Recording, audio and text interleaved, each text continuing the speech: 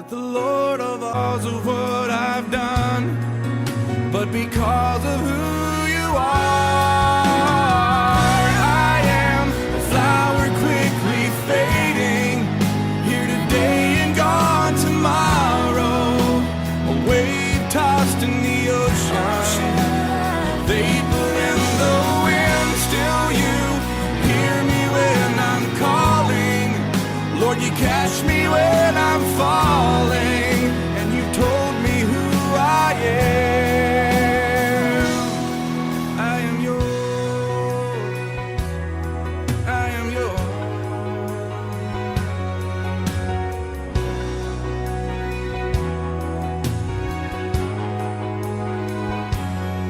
Who am I that the eyes that see my sin would look on me with love and watch me rise again? Who am I that the voice that calmed the sea would call out through the rain and calm the storm in me? Not because of who I am, but because of what you've done. Not because of what I've done, but because of who you are. I am a flower quickly fading, here today and gone tomorrow, a wave tossed in the ocean, a vapor in the wind. Still you hear me when I'm calling, Lord, you catch me when I'm falling, and you told me who I am. I am yours.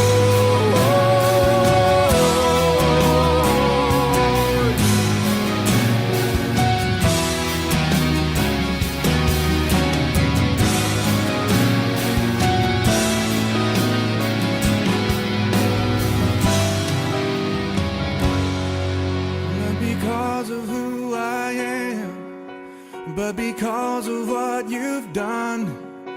Not because of what I've done, but because of who you are.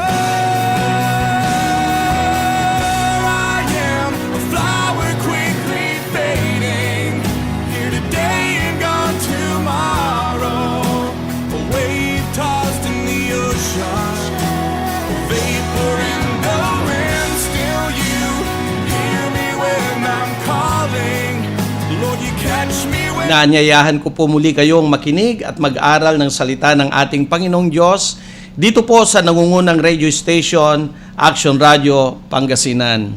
Sa mga nagtatanong po sa atin patungkol po sa ating FB, napapanood po tayo ng live sa FB. I-type lamang po ninyo ang Action Radio Pangasinan at hanapin po ninyo ang Mini Bible College. So yung mga nagtatanong po sa akin, gusto nilang mapanood dahil hindi po nila masubaybayan daw doon sa radyo, pwede nyo po siyang panuorin sa FB, at kahit anong oras o anong araw po, pwede nyo po yan na panuorin. Hanapin nyo lamang po ang ang Action Radio Pangasinan at i-type nyo po doon yung Action Radio Pangasinan, and then hanapin nyo po yung Mini Bible College.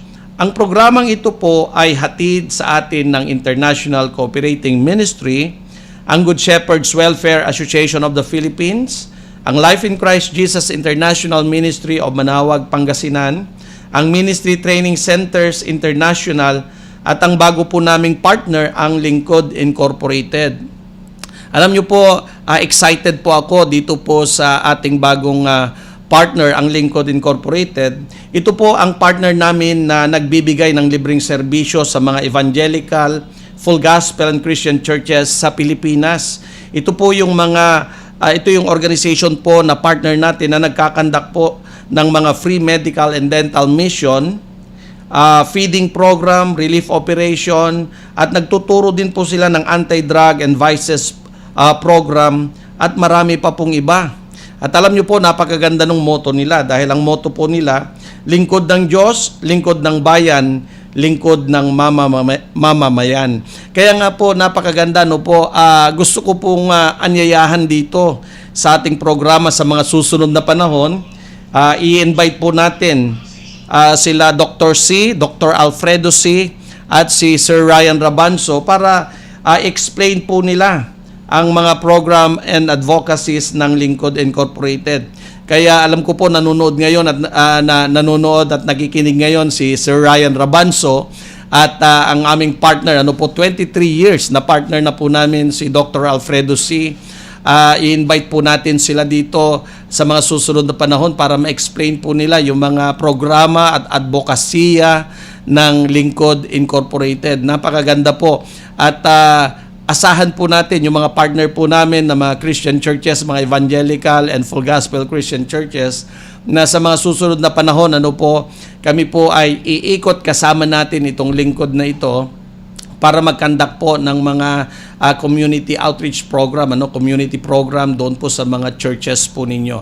At alam ko po na sa mga nakikinig at interesado po sa mga programang ito, alam nyo po ito'y ang pakay po ng lingkod ay yung evangelism, na ma-reach out natin, maabot po natin ang ating mga kababayan na hindi pa nakakilala sa ating Panginoon, ngunit ang atin pong ang ating gagamitin ay hindi lamang po yung pag-share ng salita ng Panginoon, kung hindi we will share the word, the love and the works of our Lord Jesus Christ. Yan po ang lingkod at anyayahan po natin si Sir Ryan Rabanso at si Dr. Alfredo C sa mga susunod na panahon para po pag-usapan yung mga programa po na binibigay free ng Lingkod Incorporated.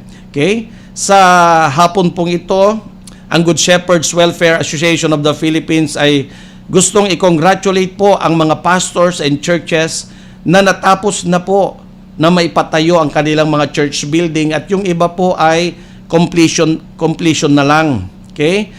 Gusto ko pong i-congratulate si Pastor Melvin de la Cruz ng Life in Christ Jesus International Ministry ng Mangaldan, Pangasinan. Natapos na po yung church nila. Ganon din po kay Pastora Annalyn Staten ng Harvest Assembly of God, Manawag, Pangasinan. Kay Pastor Gelmore Katap ng Subor Methodist Church, Anda, Pangasinan. Kay Pastor Edwin Kabungan ng The Filipino Ministry Praise Chapel, Alaminos, Pangasinan. Kay Pastor Joel Caracas ng Life in Christ Jesus International Ministry of Anda, Pangasinan. Ganon din po kay Pastor Edison Cabico ng Shiloh Tabernacle, San Carlos City. Kay Pastora Cynthia Ramos ng Jesus Care Assemblies of God, Pusurubio, Pangasinan. Kay Pastora Cecilia Santiago ng Door of Faith, San Leonardo, Nueva Ecija. Kay Pastora Russell Marata ng Assemblies of God, Rosario, La Union. Kay Pastor Ignacio ng Assemblies of God, Labrador, Pangasinan. Kay Pastor Eric Belli ng Door of Faith, San Leonardo, Nueva Ecija. Kay Pastor Melo de la Cruz ng The Church Jesus Christ Buildeth Philippines ng Jaén, Nueva Ecija. Kay Pastora Nora Lindagamak ng Cross Every Border for Jesus International Ministry ng Cabanatuan City. Ganon din po kay Pastor Eliseo Aquino ng Saragossa Baptist Church, Saragossa, Nueva Ecija. Kay Pastor Victor Sibayan ng St. John Lutheran Church, Bagolin, La Union. Ganon din po kay Pastora Nida. Ito po, si Pastora Nida ay naaprubahan po December pero ngayon po namin kinonstruct. Ngayong January natin i-construct yung kanyang church building dyan po sa may San Carlos City. Ang church po nila ay God's Amazing Grace. Talagang amazing ang Panginoon.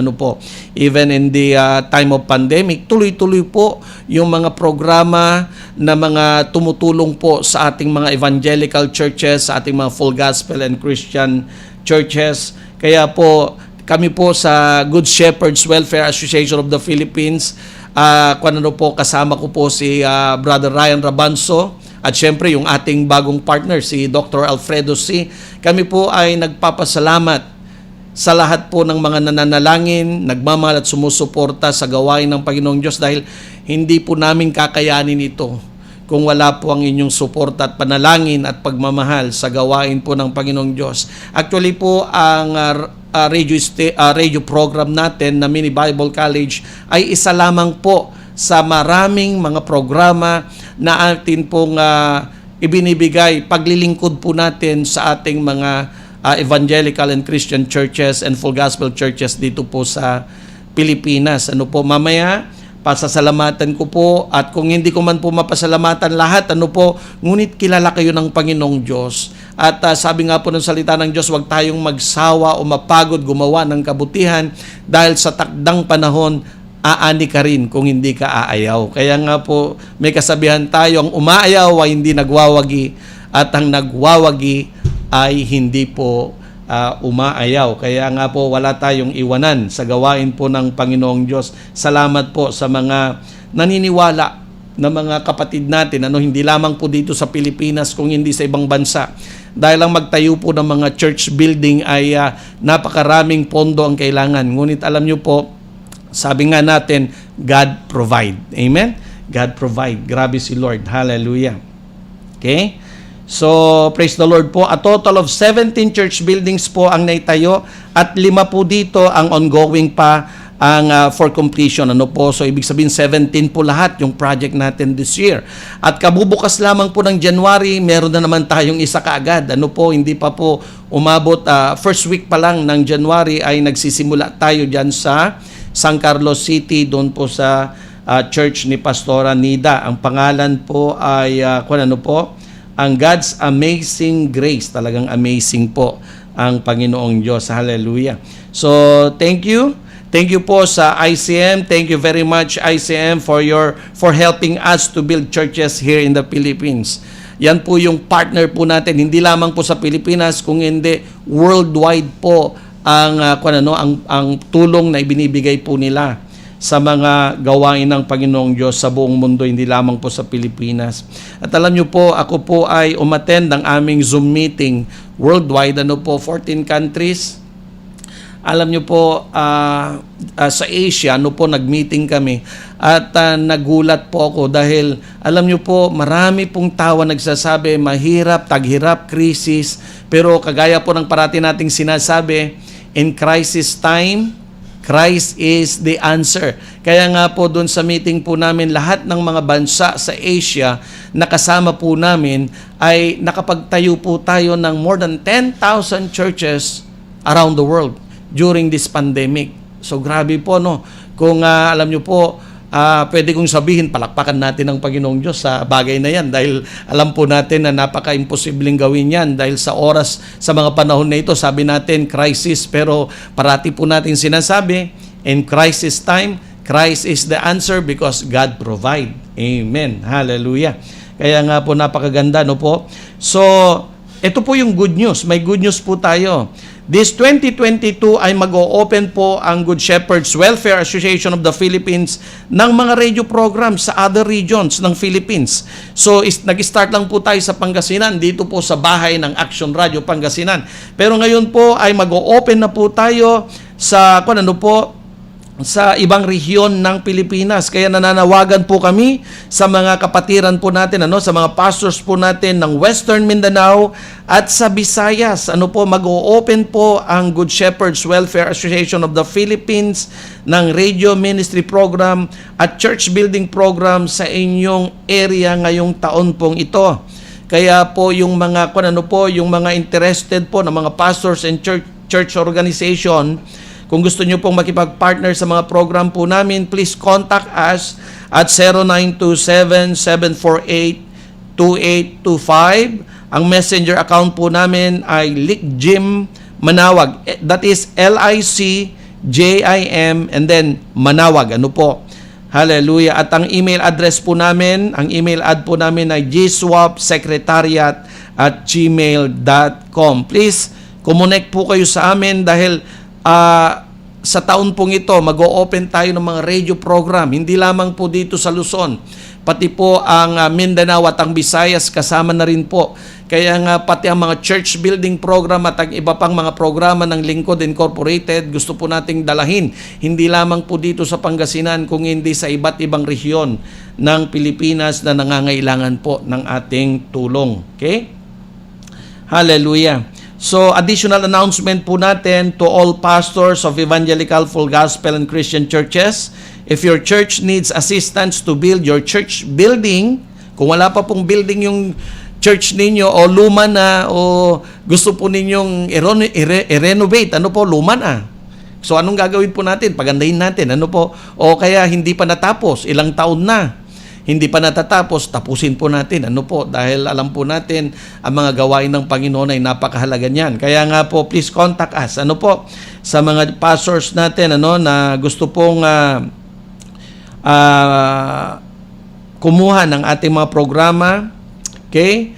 Ganon din po sa discipleship materials at Bible School Training Program and other GSWA programs. Please text or call us. Naghihintay lang po kami ng tawag ninyo, ng text ninyo, at kung okay naman po yung ating partnership, pag-usapan natin yan, kami po'y darating sa lugar ninyo. Kaya nga po kami ni Sister Cecil, kaming mag-asawa, at ang grupo po ng Good Shepherd, magmula po nung lockdown hanggang ngayon po ay tuloy-tuloy po kaming kumukonek sa ating mga churches, sa ating mga pastor, sa ating mga kamanggagawa para po maiabot po natin ang tulong. So hindi man po financial palagi ang kailangan ng mga tao, pero alam po natin yung mga tulong na yan, maliit man na bagay, pero alam po natin kailangan ng ating mga kapatid na nangangailangan. Okay? So, alam nyo po, marami po kaming gustong pasalamatan. Kagaya nga po ng sinabi ko kanina, ang dami po namin gustong pasalamatan. Okay, thank you po sa mga prayers, love and support po ninyo sa Good Shepherds Welfare Association of the Philippines. Ito po yung mga, kung hindi ko man po mabanggit ang inyong pangalan o ang pangalan ng church ninyo, pagpasensya nyo na po si Pastor Mike dahil sa dami po ng ating mga tinutulungan, hindi ko po ma-memorize ang lahat ng inyong mga pangalan. Okay? Salamat po kay Sister Leticia and Brother Davis Lodman ng Alaska, USA.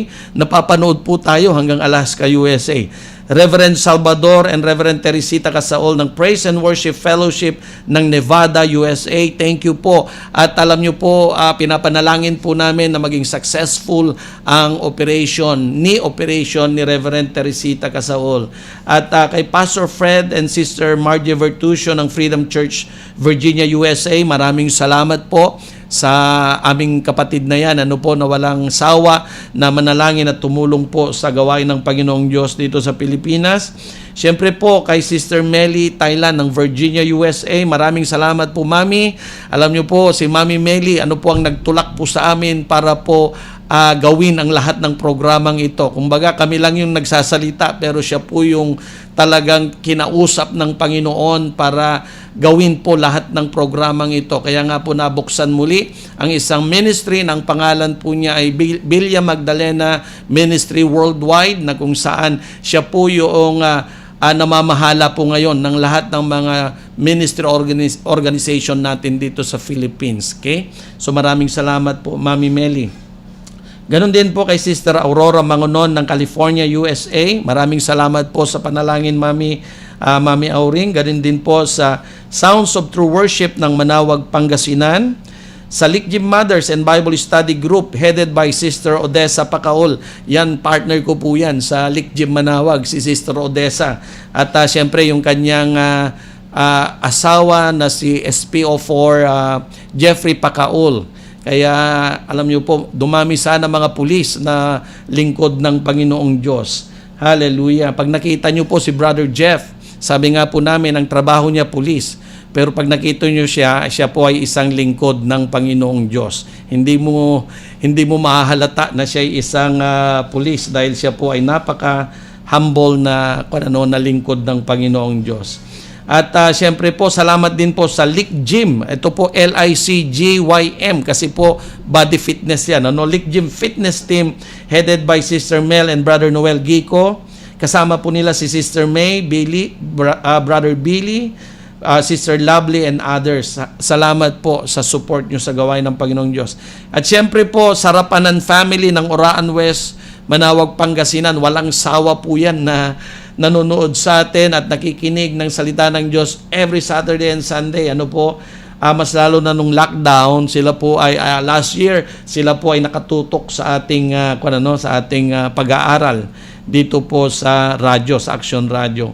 At salamat din po kay Brother Ricky and Sister Melinda Mejia ng Mapandan, Pangasinan. Sila po yung partners natin na nagtatayo ng mga church building sa buong Pangasinan.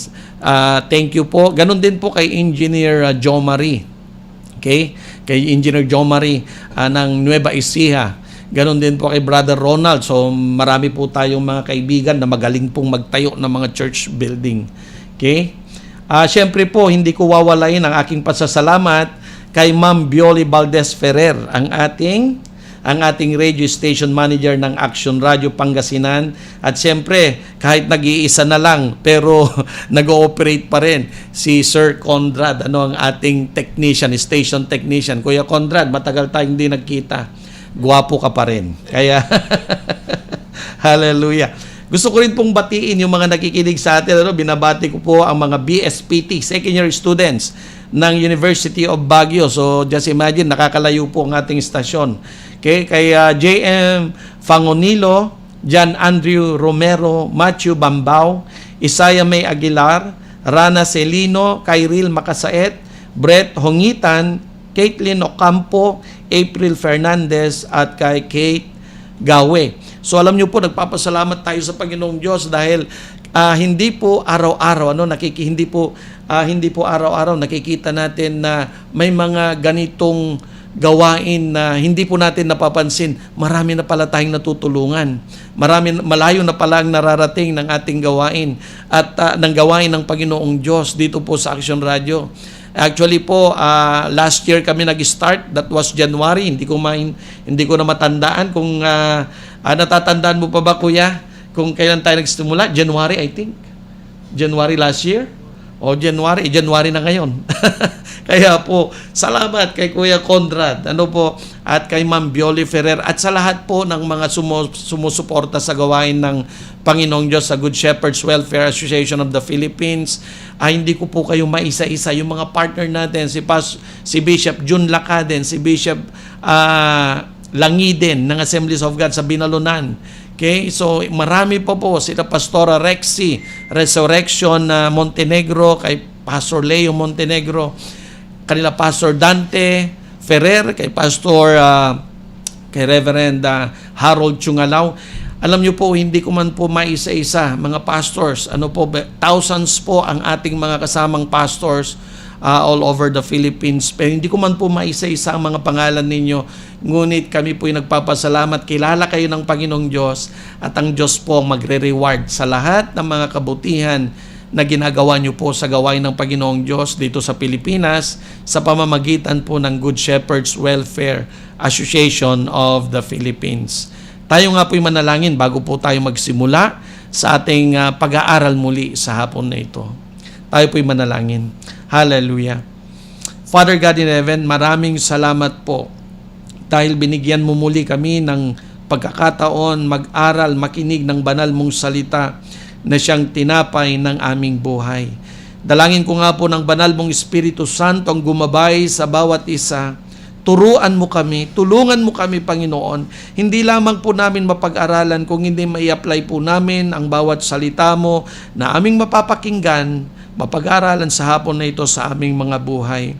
At Lord, salamat po dahil alam po namin sa hapon na ito may gagawin ka sa buhay ng iyong mga anak. Maraming salamat po sa pangalan ng aming Panginoong Yesus. Amen and amen.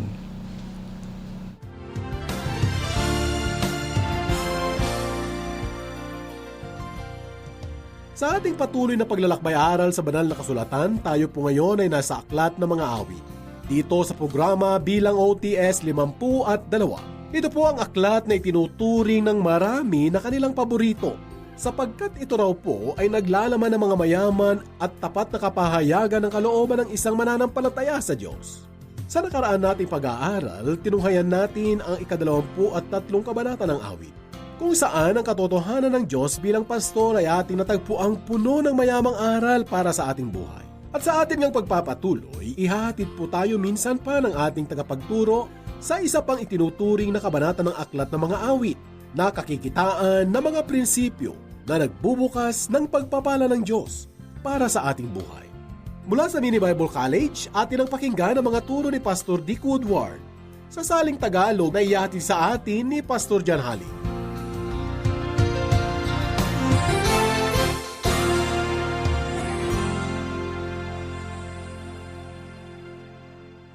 Sa nakaraan po natin pambungad na mensahe dito po sa Aklat ng Mga Awit, natutunan po natin na ang mga salmista ay may tatlong paraan ng pagpapahayag ng kanilang awitin.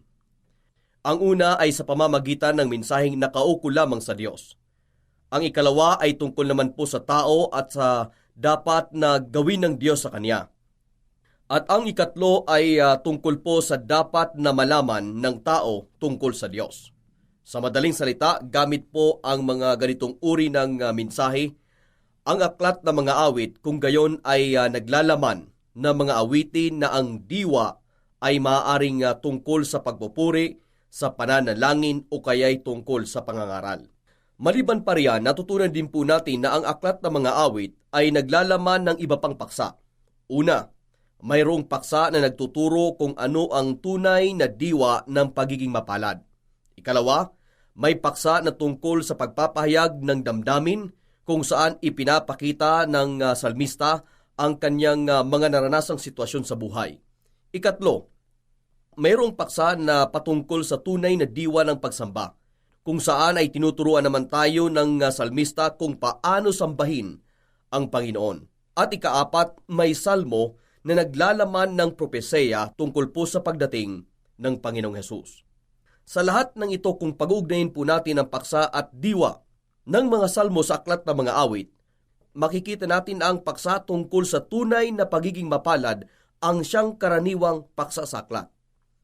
Samantala yung mga madamdaming salmo naman ay karaniwang pahayag ng panalangin at pagsusumamo sa Diyos. At yung mga awit ng pagpupuri, pagsamba at pagpapasalamat sa Diyos ay mga awit na nakatuon lamang sa Diyos kung sino siya at kung ano ang kanyang mga ginawa. Kung inyo pong matatandaan, atin pong natutunan sa unang pag-aaral, yung mensahe na hatid ng ika-23 kabanata.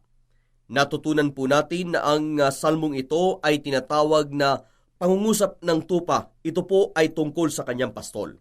May isa pong mga ngaral na nagsabi na kapag binabasa mo ang salmong ito, dapat mong isipin yung isang malusog na tupa na nagmamasid sa kanyang paligid habang kinakausap niya yung ibang mga tupang payat, mahina at sakitin.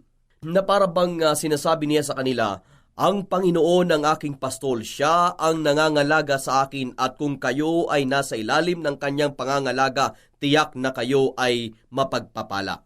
At tungkol nga sa paksa ng pagiging tunay na mapalad, natuklasan po natin na ang pagpapala pala ng isang tao ay hindi gawa o bunga ng pagkakataon lamang. Bagkus ito po ay bunga ng desisyon na nakapundasyon sa salita ng Diyos. Kaya naman noong sinabi ni David sa awit na ito na yung pagpapala niya bilang may sariwang pastulan, tahimik na batis at umaapaw na inumin o kaya saro, kanyang iniuugnay ang mga pagpapalang ito sa dahilan na ang Diyos ang kanyang pastol. Dagdag pa riyan, mababasa din natin na sa pambungad pa lang na pangungusap ng ika-23 kabanata dito po sa Aklat ng Awit, makikita po natin na ang Diyos ay talagang personal sapagkat siya ay nagnanais ng pakikipagrelasyon sa atin. Ang pagiging pastol ng Diyos ay isa po sa mga katibayan sa lumang tipan na ang Diyos ay isang persona. Kung paanong sa bagong tipan naman ang kanyang pagiging persona ay higit na nahahayag sa kanyang pakikipagrelasyon sa atin bilang Ama. Sinasabi po sa bagong tipan na kapag ang isang tao ay pinananahanan ng Espiritu Santo, ang taong iyon ay nagkakaroon ng karapatan na tumawag sa Diyos bilang Aba. Ito po ay napakagandang salita mula po sa Aramaic na nangangahulugan sa ating wika na tatay. At itong katawagan nga na ito ay kamangha-mangha at kay gandang katibayan at kapahayagan na ang Diyos ay persona at nais na makipagrelasyon sa atin. Maliban pa riyan, kung pagbubulay-bulayan mo ng mabuti ang bawat talata, dito po sa ika-23 kabanata nitong Aklat ng Awit, matutuklasan mo na ang bawat talata ay talagang naglalaman ng mayamang aral para po sa ikabubuti ng ating buhay. Halimbawa, yung talatang nagsasabing, hinahatid niya ako sa tabi ng tahimik na batis. Iyan po, kaibigan, ay hindi lamang nangangahulugan ng kapayapaan. Alam niyo po kasi ang tupa ay hindi maaaring makainom ng tubig sa batis hanggat ang batis ay hindi payapa. Kapag mabilis daw po kasi ang daloy ng batis, yung tubig ay maaaring mapunta sa ilong ng umiinom na tupa. Kaya nga kapag hinahatid ng pastol ang kanyang mga tupa sa tahimik na batis, yun po ay sumasagisag rin ang pagkilos ng Diyos sa ating buhay kung saan tayo po ay kanyang hinahatid sa isang kalagayan na nararapat at napakabuti sa atin. Kaugnay pa riyan, isipin po ninyo ito. Dumating na ba kayo sa sandali ng iyong buhay kung saan may isang pangyayari na talagang naramdaman mo na ikaw ay pinalo ng Diyos? Na kung saan ipinahintulot niya na magkaroon ka ng isang pagsubok sa buhay? Na sabihin natin na isang karamdaman na pagdating nga nito ay inisip mo na pinaparusahan ka ng Diyos? Ngunit sa kalaunay natuklasan mo na lang na ikaw pala ay hinahatid niya sa mainam na pastulan at tahimik na batisan. Dumating ka na ba sa ganyang sandali, kaibigan? Alam po ninyo, mayroong isang pastor na napilitang magbitiw sa kanyang tungkulin. Mula sa isang malaking simbahan na kanyang pinagpastoran dahil sa isang dumating na seryosong karamdaman. Para sa kanya, ang sakit na ito ay isang salot at kalamidad sa kanyang ministeryo bilang pastor. Ngunit sa kabila po nito, mayroon pa ring mga maayos at malalaking mga simbahan na inaanyayahan siyang maging pastor.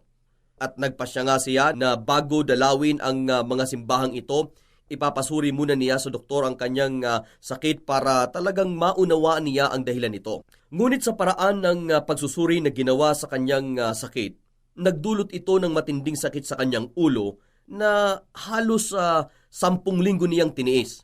Dahil po rito, hindi niya nagawang mabisita ang mga simbahan na nag-iimbita sa kanya.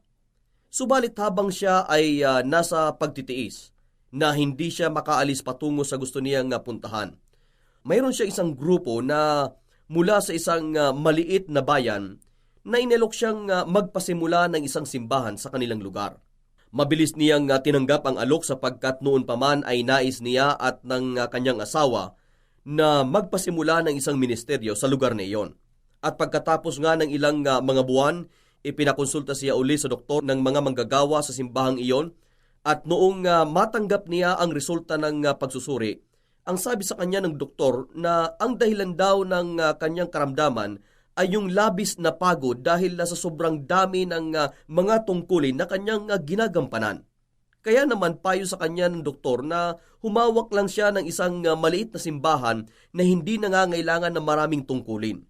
Kaya naman pagkarinig nito, sagot niya agad sa doktor, "Dok, matagal na po akong dinala ng Panginoon sa maliit na simbahan na tinutukoy niyo."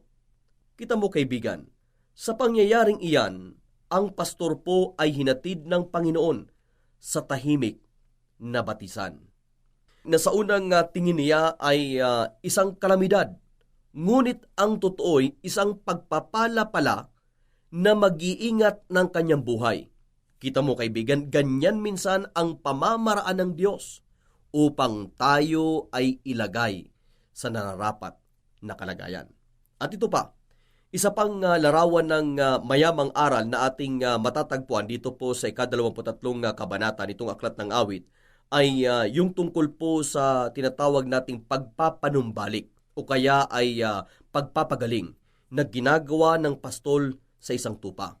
Halimbawa, kapag ang isang tupa ay napatihaya, madalas ay hindi niya maitayo ang kanyang sarili dahil yung bigat ng kanyang katawan ay napupunta lahat sa kanyang likod. Sa ganyan pong kalagayan, ang tangi niya lamang magagawa ay ang umiyak. At kapag marinig siya ng ibang mga tupa, siya ay paliligiran ng mga ito, ngunit wala silang magagawa para sa kanya, kundi ang samahan lang siya sa pag-iyak. At kapag hindi agad malaman ng pastol ang nangyari sa tupa, Sa loob po ng 3 o 4 na oras, ang tupang ito ay maaring mamatay.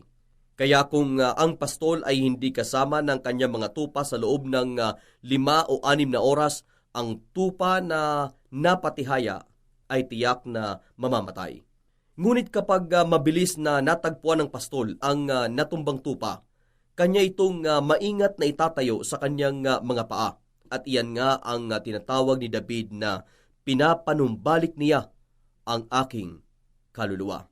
At alam mo kaibigan, sa iyong buhay, mayroon bang mga araw na paggising mo pa lang sa isang umaga ay tila kay bigat-bigat na ng iyong kalooban na para bang ang pwede mo lang gawin ay ang umiyak tulad ng tupa? Kaibigan, kapag ganyan ang iyong nararanasan, dapat kang tumawag sa Panginoon. Sabihin mo sa Kanya ang iyong kalagayan at hingin ang Kanyang pagliligtas. Sabihin mo na Siya lamang ang may kakayahan na ibangon ka mula sa iyong lugmok na kalooban at kalagayan. Ganyan po kahanga-hanga ang 23 kabanata ng awit, na marami pa tayong pwedeng matutunan sa awit na ito kung ating patuloy na pag-aaralan. Ngunit sa inyong personal na pagbubulay-bulay sa salmong ito, dapat mong itanong sa iyong sarili, ako ba ang mapalad na tao na tinutukoy ni David sa salmong ito? Mayroon bang pangyayari sa aking buhay na may tuturing kong tunay na karanasan tungkol sa katotohanan ng salmong ito? Kaibigan, dagdag pa rito, ang salmong ito ay maaari nyo ring gamitin bilang paraan ng pagsamba sa Diyos. Mayroon pong nagsabi na subukan mong sauluhin ang 23 kabanata ng awit ng 3 beses sa isang araw sa loob ng 3 buwan at tiyak na magbabago ang iyong buhay. At oo kaibigan, tiyak na magbabago ang iyong buhay sapagkat ang salmong ito ay totoo at kahanga-hanga. Ito ay punong-puno ng mga espiritual na katotohanan na ihahatid ang puso mo sa pagsamba. At ako po ay nagpapasalamat na dahilan sa biyaya ng Diyos, Siya ang aking pastol at ako ay kanyang tupa. Kaya naman ang aking personal na pagtingin at pasasalamat sa Panginoon, maaari kong sabihin sa Kanya, O Ama, maraming salamat na Ikaw ang aking pastol. Salamat po sa mga araw na ako ay iyong pinahihiga sa mainam na pastulan at pinaiinom sa tahimik na batis. Salamat sapagkat ibinibigay mo sa akin yaong mga bagay na tingin mo ay makabubuti at nararapat sa akin. Maraming salamat din sa pagpapanumbalik ng aking kaluluwa sa pamamagitan ng iyong matuwid na landas. Salamat din sa iyong tungkod na sagisag ng iyong pagkalinga at sa iyong pamalo na sagisag ng iyong pag-iingat. Maraming salamat sa kapanatagan na bigay mo sa akin na kahit na sa kabila ng mga suliranin sa buhay na aking maaring kaharapin, ikaw ay laging nariyan upang ako ay samahan. Maraming salamat sapagkat inilagay mo sa aking puso na dahilan na ikaw ang aking pastol. Lahat ng kaarawan ng aking buhay ay magiging mabuti at dahil nga sa ikaw ay mabuti, ako sa takdang panahon ay tatahan sa iyong kaharian magpakailanman. Kita mo kaibigan, ganyan kaganda ang salmong ito para gamitin sa pagsamba. Kaya nga hinihikayat kita na gamitin mo ang salmong ito bilang pagdakila sa Diyos. Ito ay punong-puno ng katotohanan na dapat mong ipagpasalamat sa Panginoon sapagkat ito ang nararapat na pangungusap ng tupa sa kanyang mabuting pastol. Iyan po ang pagpapalang katotohanan na hatid po ng 23 kabanata nitong aklat ng awit.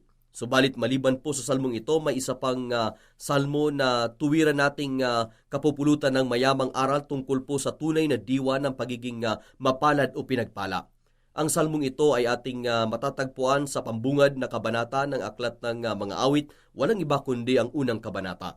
Sinasabi po ng ilang mga tagapagturo ng Biblia na ang kalagayan ng unang kabanata bilang pambungad na awit ay isa raw na paghahanda para po sa mga darating pang mga salmo na nagpapahayag ng pagiging tunay na mapalad sa paningin po ng Panginoon.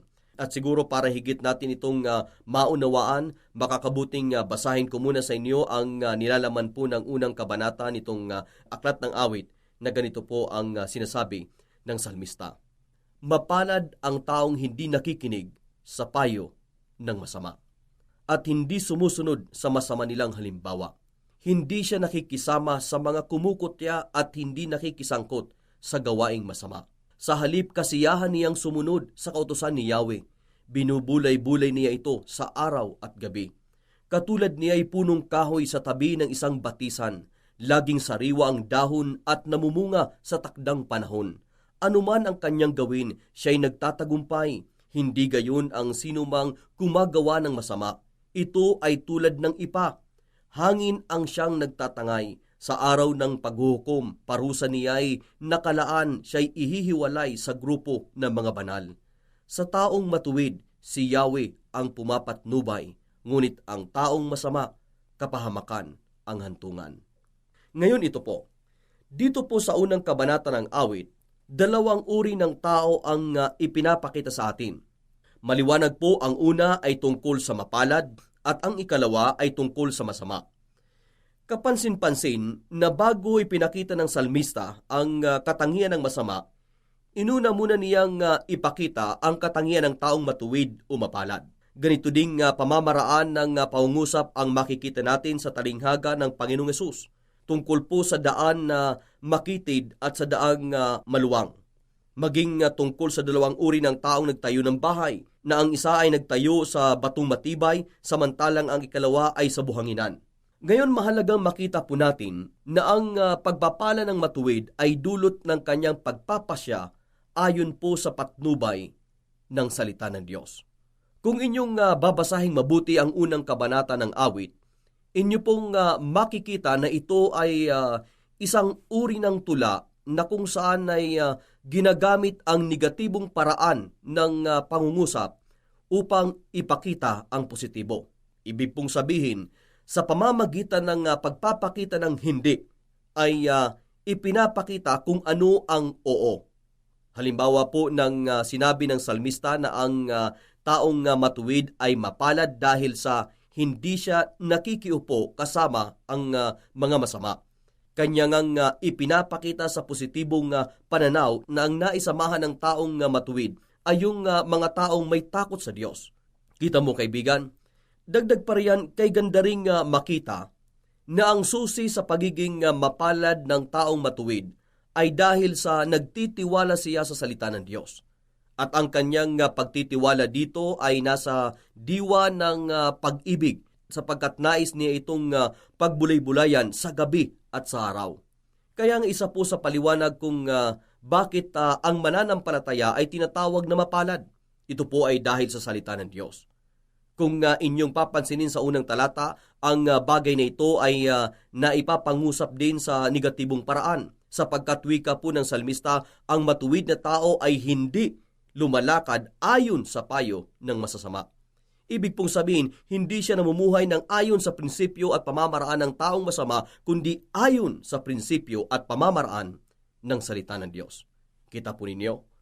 Kaya nga ang pagiging mapalad ng isang mananampalataya ay hindi isang pagkakataon o tsansa lamang, kundi ito ay mula sa isang matibay na pagpapasya na bunsod ng salita ng Diyos sa kanyang puso at isipan. Ang matuwid na tao ay mapalad sapagkat iniibig niya ang salita ng Panginoon. Tandaan po natin iyan. Maliban pa riyan, sa pagkakasulat po ng unang kabanata ng awit, maliwanag na ipinapakita ni David na siyang kumatha ng salmong ito, na ang mapalad na tao na tinutukoy niya rito ay ang kanyang sarili. At bakit? Sapagkat batay po sa ating pag-aaral sa una at ikalawang aklat ng Samuel, natunghayan natin na si David ang siyang ikalawang hari ng Israel. At kung sasalaminin natin ang kanyang tungkulin bilang hari sang-ayon po sa kautusan ni Moises na ating mababasa sa 17 kabanata dito po sa aklat ng Deuteronomio, sa talata 19 at 20, ganito po ang ating mababasa. Ito ay para sa kanya at babasahin niya araw-araw upang magkaroon siya ng takot kay Yahweh na kanyang Diyos at upang buong puso niyang masunod ang mga kautusan at mga tuntunin ni Yahweh upang hindi siya magmalaki sa kanyang mga kababayan at upang hindi siya lilihi sa mga tuntuning ito. Kung magkagayoy, siya at ang kanyang mga anak ay maghahari ng matagal sa Israel. Kita po ninyo, ipinag-utos po ng Diyos sa pamamagitan ni Moises ang ganyang uri ng disiplina para po sa bawat magiging hari ng bansang Israel. At dahil nga si David ang siyang ikalawang hari ng Israel, tiyak na ipinapailalim niya ang kanyang sarili sa ganyang uri po ng disiplina at tungkulin. Kinakailangan niyang magkaroon ng kopya ng banal na kasulatan upang ito po ay kanyang personal na pag-aralan sa araw at gabi. At sa kanyang pag-aaral, natuklasan po ni David na habang tumatagal ang kanyang pagbubulay-bulay sa salita ng Panginoon, ang kanyang puso ay unti-unti ding lumalalim sa pagmamahal para dito. Kaya nga dito po sa unang kabanata ng awit, may tuturing ko na ang katangian ng matuwid bilang mapalad ay mismong paglalarawan ni David sa kanyang sarili na pinagpapala ng kabutihan ng Diyos. At sangayon po sa kanyang patutuo, ang kanyang pagmamahal sa salita ng Panginoon ang naghatid sa kanya ng pagpapala. At ngayon ay ito, matapos ipahayag ni David yung mga pagpapasya at paninindigan ng isang taong matuwid tungkol po sa salita ng Diyos, kanya namang inisa-isa yung mga salitang pagpapala na hatid ng Diyos sa buhay ng tumatalimang mananampalataya.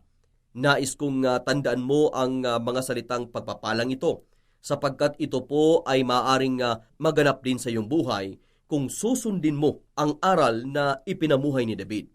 Una po sa lahat, ang unang pagpapala na dulot po ng salita ng Diyos na ipinakita ni David ay yung pagpapala ng katatagan.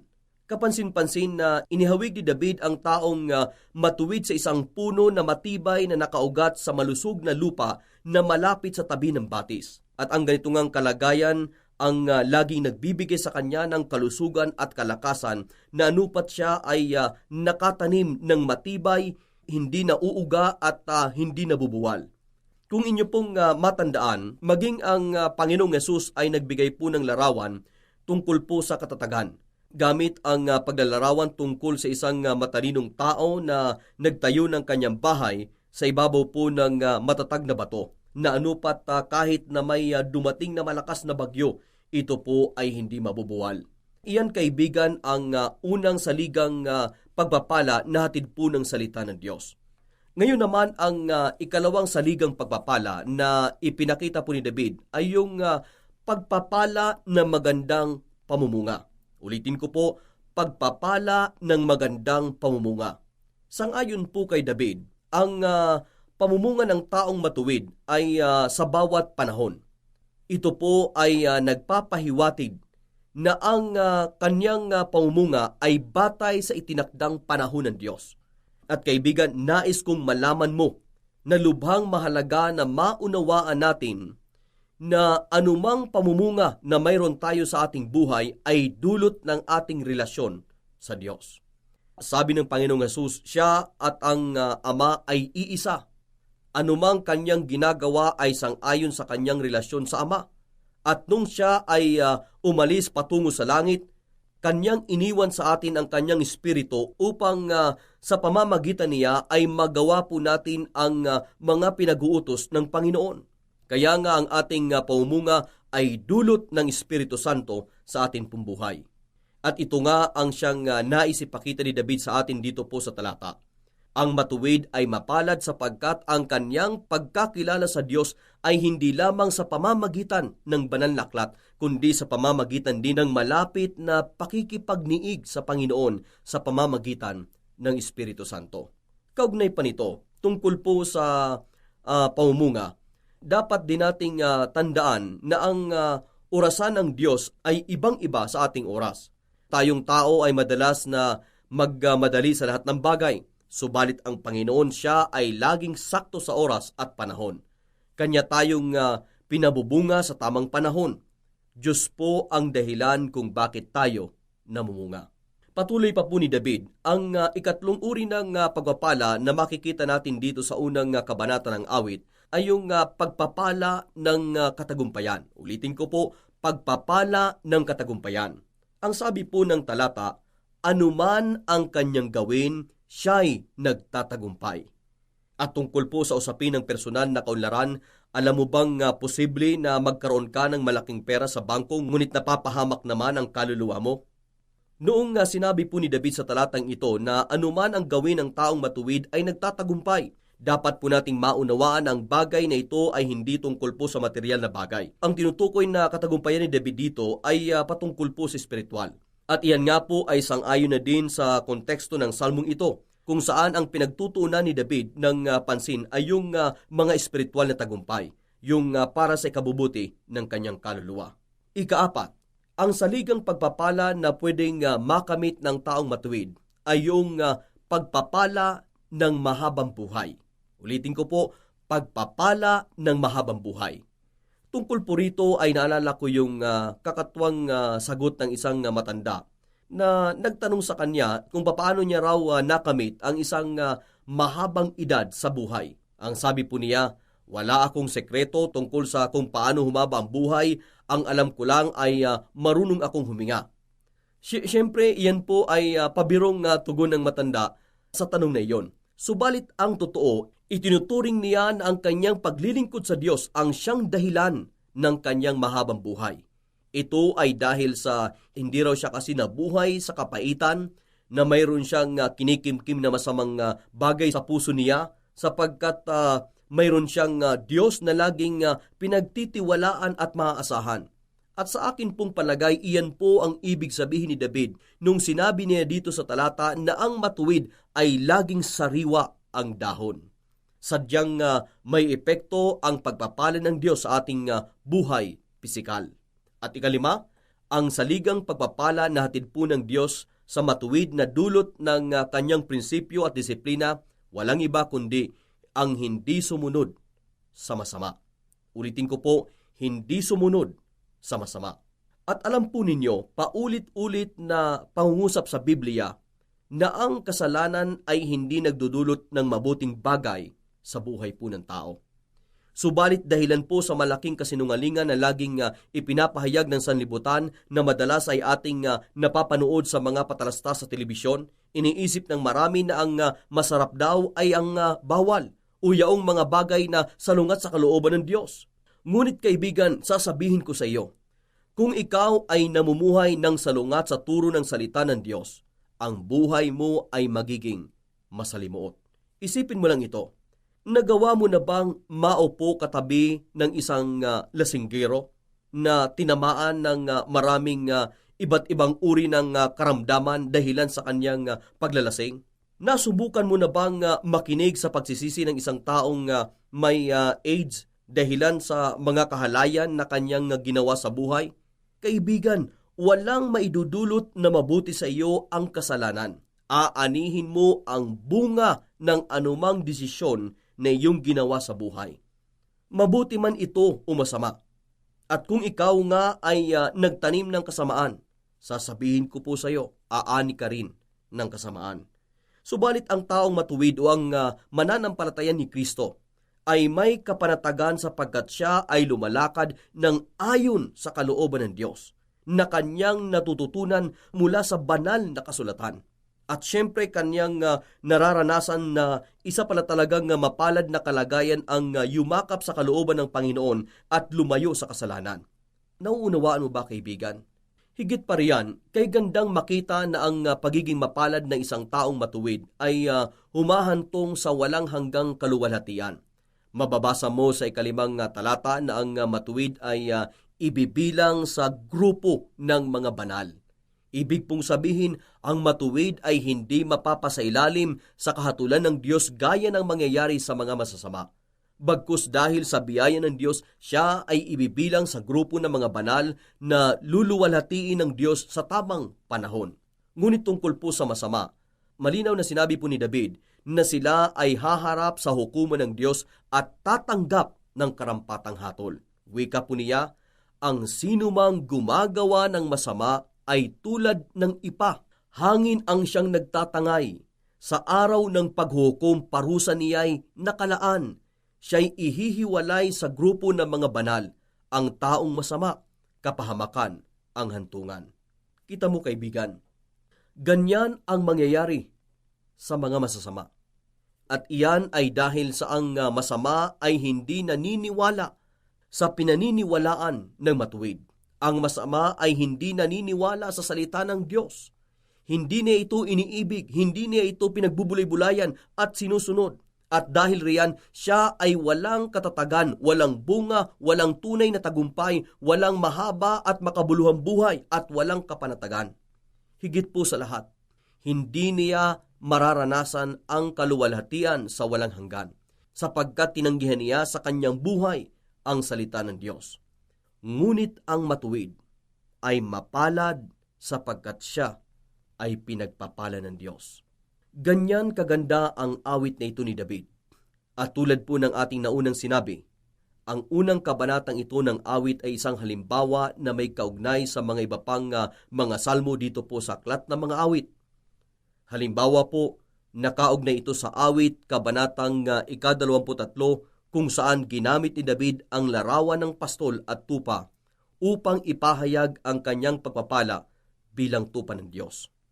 Gusto pong ituro ni David na tanging ang mga taong nasa ilalim ng pangangalaga ng Panginoon bilang pastol ang siyang makapagsasabi na ang Panginoon ang aking pastol. Hindi ako magkukulang, hindi ako mangangailangan.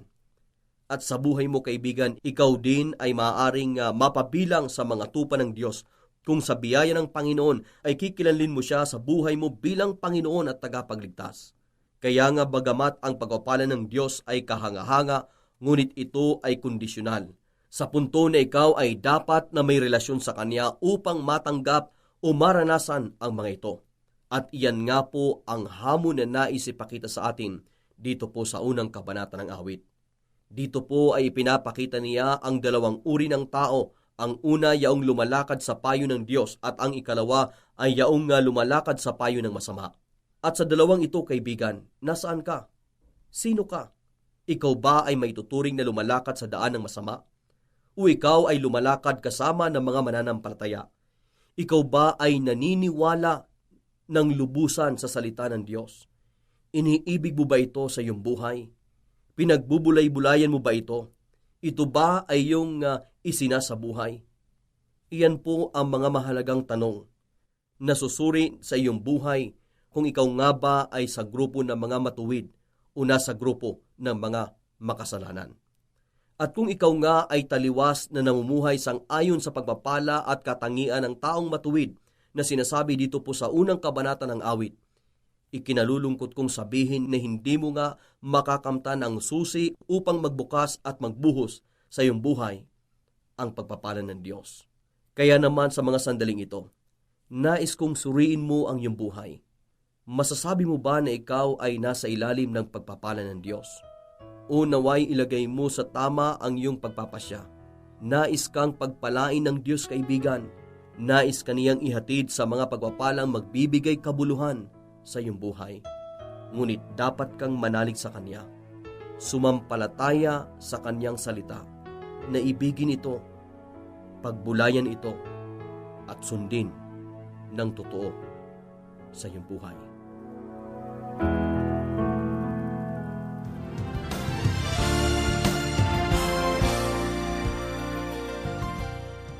Maraming salamat po sa napakaganda at mapanghamon na mensahe ng salita ng Diyos. Tunay na maraming bagay ang naisituro sa atin ng Panginoon. Dahil bilang kanyang tagasunod, nais niya na ibigay sa atin yung pinakamabuti at pinakamaganda. At dahil riyan, dapat natin siyang sambahin, purihin, pasalamatan at sundin sa ating buhay. At kami nga po ay patuloy na nagpapasalamat sa inyong patuloy na pagsubaybay sa ating programa. Amin pong patuloy na dalangin na kayo ay pagpalain ng Diyos na lumago sa pagkakilala sa Kanya sa pamamagitan ng Kanyang salita. Hanggang sa muli, naway ang pagpapala ng Diyos ay dumaloy sa inyong buhay.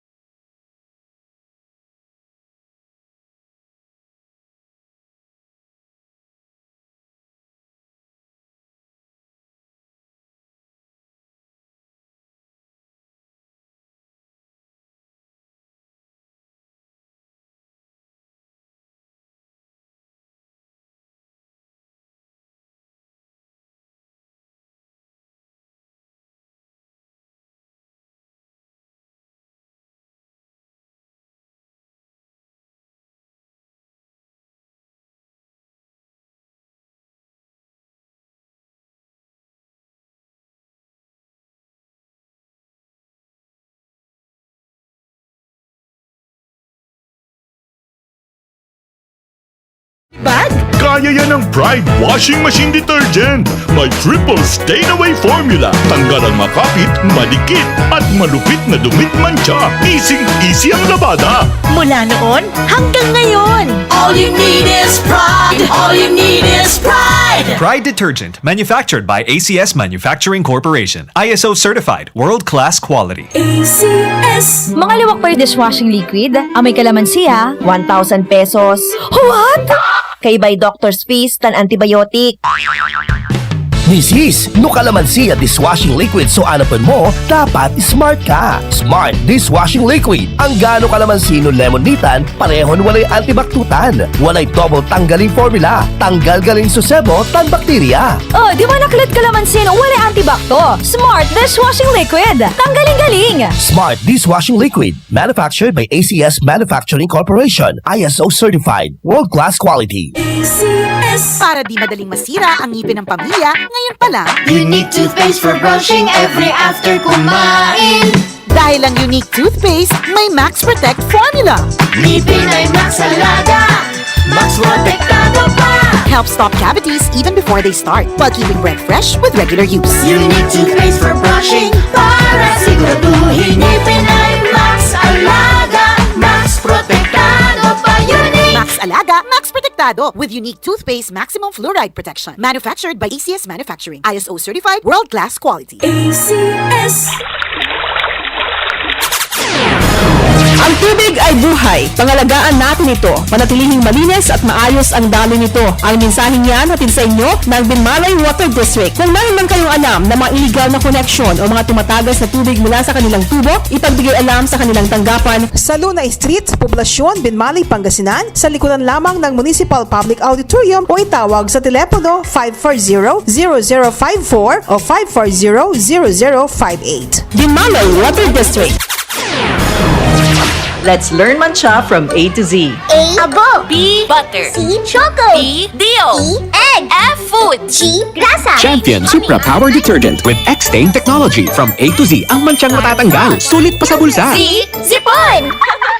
Hoy! Akin na ang wrapper at box ng ACS products nyo, ha? Bakit? Para makasali sa Bagong Taon, Bagong Milyon 2022! Maglakip lang ng ilan sa mga sumusunod. 3 sachets of Pride Powder 40 gram or 1 pouch of Pride Powder 500 gram, 1,000 gram or 2,000 gram or 1 wrapper of Pride Bar 400 grams or 2 wrappers of Pride Bar 100 grams, 1 box of Star Wax 90 grams or 180 grams, 1 box of White Rose Kojic or Papaya Soap 60 grams or 120 grams, 3 sachets of Charm Fabcon 30 ml or 1 pouch of Charm Fabcon 400 ml or 800 ml, 1 wrapper of Shield 60 grams or 1 box of Shield 90 grams or 120 grams, 2 sachets of Smart Liquid 50 ml or 1 pouch of Smart Liquid 200 ml or 250 ml or 1 label wrapper of Smart Paste 200 gram or 400 grams, 4 sachets of Unique 10 ml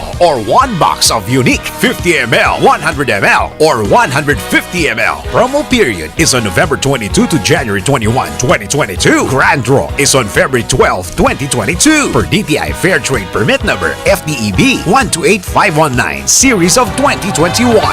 Nag-champion, Supra Power na.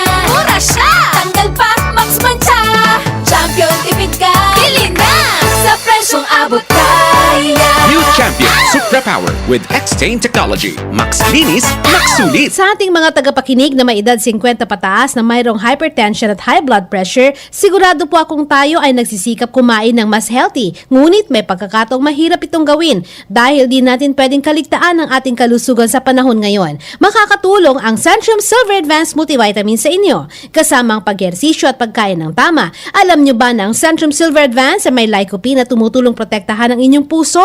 Meron ding vitamin C at zinc para tulong palakasin ang resistensya. Ang Centrum Silver Advance ay inirereseta ng mga doktor. Kaya sa tulong proteksyon para healthy heart at tulong pampalakas ng resistensya, mag Centrum Silver Advance araw-araw. Ang multivitamins na nirereseta ng mga doktor. Multivitamins plus minerals is the generic name of Centrum Silver Advance. If symptoms persist, consult your doctor. Para sa extra resistensya at proteksyong pangbuong katawan, para sa edad 50 pataas, take Centrum Silver Advance every day. Global Tech Mobile Online Corporation. PNB, Pilyahan ng Bayan, PM Draw 839. Congratulations sa mga nanalo sa bolang ito. Global Tech Mobile Online Corporation, PNB, Pilyahan ng Bayan, PM Draw 839. Congratulations sa mga nanalo sa bolang ito. Maraming salamat po sa aming mga kapatid na patuloy na sumusubaybay sa ating programang Mini Bible College, ang pag-aaral ng salita ng Diyos sa radyo. Dito po sa nangungunang radio station, Radio Action Radio Pangasinan. Sa ngalan po ng aking partner na si Brother Ryan Rabanso, ako po ang inyong lingkod, Pastor Michael M. Dulin.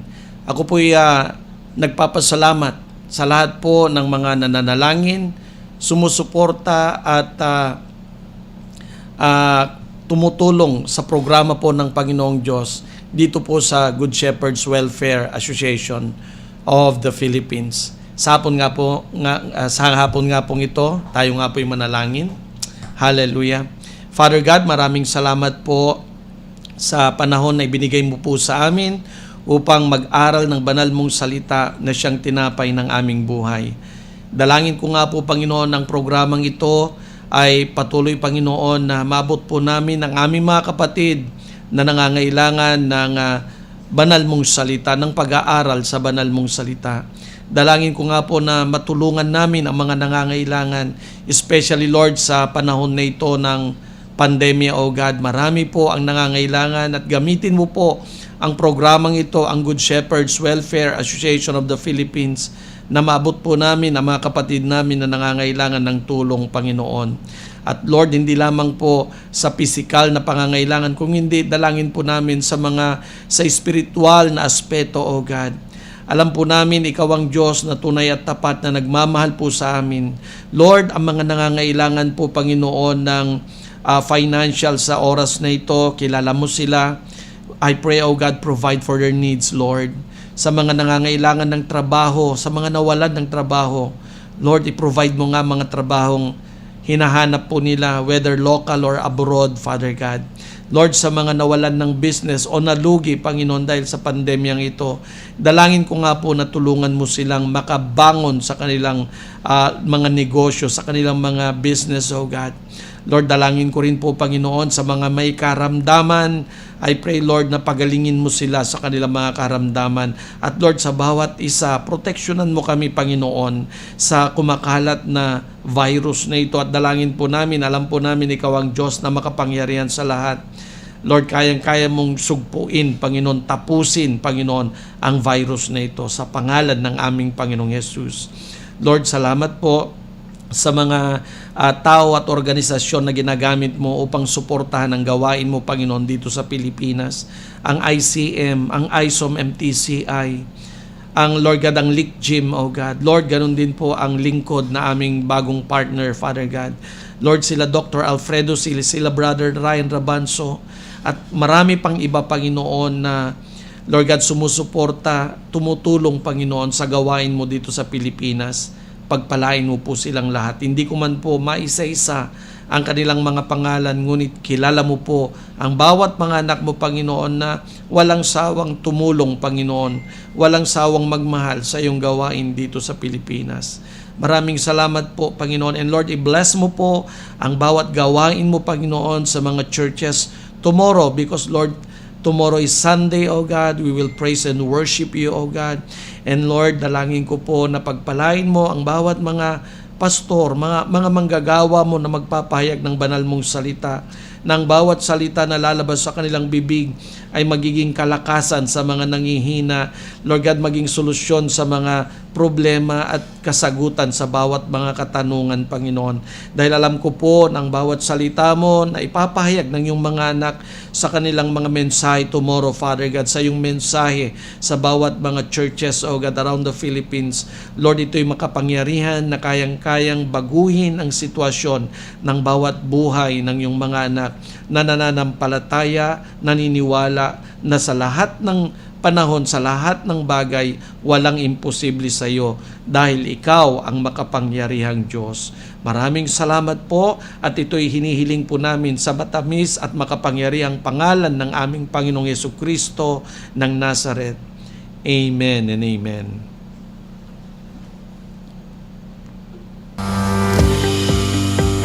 Diyan na palabas yung bigay toon. Lanang yun.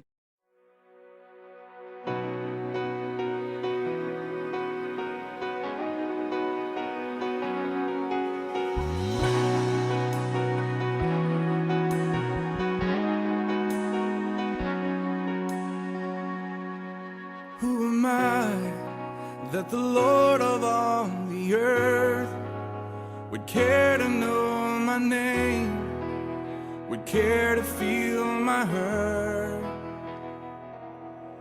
Who am I that the bright and morning star would choose to light the way for my ever-wandering heart? Well, not because of who I am, but because of what you've done. Not because of what I've done, but because of who you are. I am a flower quickly fading, here today and gone tomorrow, a wave tossed in the ocean, vapor in the wind. Still you hear me when I'm calling, Lord, you catch me when I'm falling, and you told me who I am. I am yours. I am yours.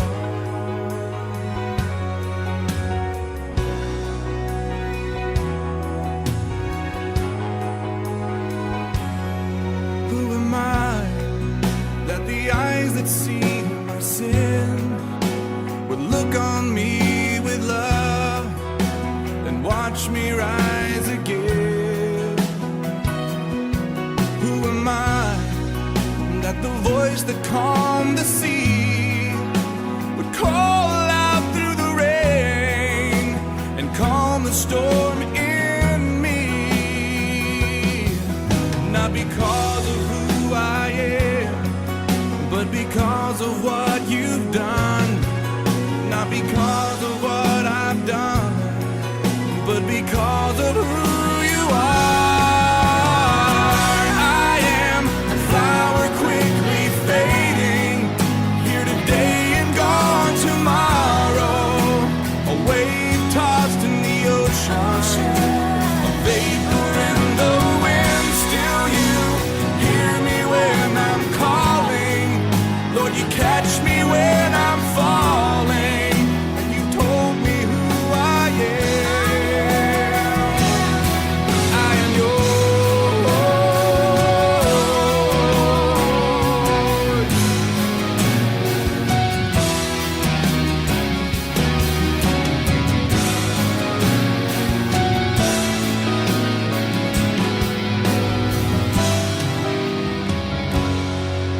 Not because of who I am, but because of what you've done.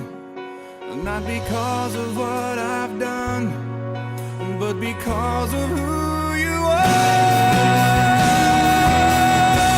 I am a flower quickly fading, here today and gone tomorrow, a wave tossed in the ocean, a vapor in the wind. Still you hear me when I'm calling, Lord, you catch me when I'm falling.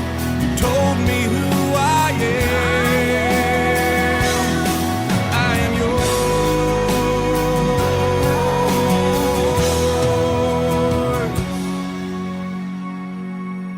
I am yours. I am yours.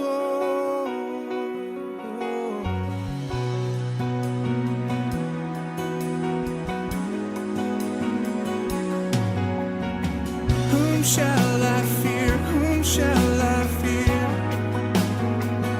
'Cause I am yours. I am yours.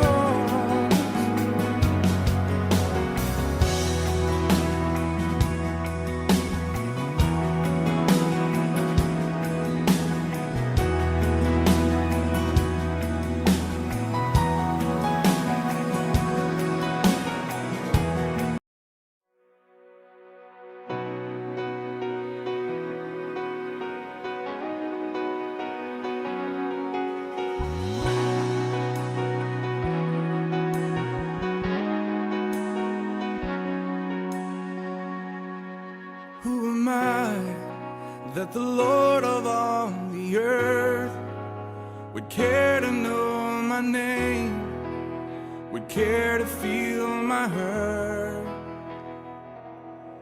Who am I?